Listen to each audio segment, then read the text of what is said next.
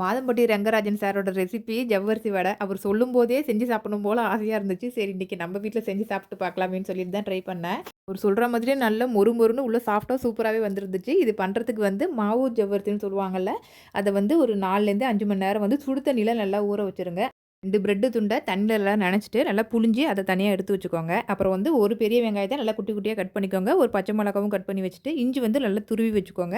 அப்புறம் கருவேப்பில, கொத்தமல்லி கட் பண்ணி வச்சுக்கோங்க. இப்போ வந்து நல்லா ஊறிடுச்சு ஜவ்வரிசி. அத வந்து தண்ணியே இல்லாம நல்லா வடிச்சிரணும். ஏன்னா, அதில ஊறுறதுக்கும்போது வந்து சத சதன்னு தண்ணி இருக்கும். அதில எல்லாத்தையுமே ஒட்டக்கா வடிகட்டினதுக்கு அப்புறமா, இப்போ நம்ம வெங்காயம், பச்சை மிளகா எல்லாத்தையுமே அந்த ஜவ்வரிசி கூட சேர்த்துட்டு, பிரெட் துண்டையும் சேர்த்துக்கோங்க. அப்புறம் எல்லாம் உப்பு மட்டும் கொஞ்சமா ஆட் பண்ணிட்டு, நல்லா பெசஞ்சிட்டீங்க அப்படின்னு வந்து மாவு தயாராகிடும்.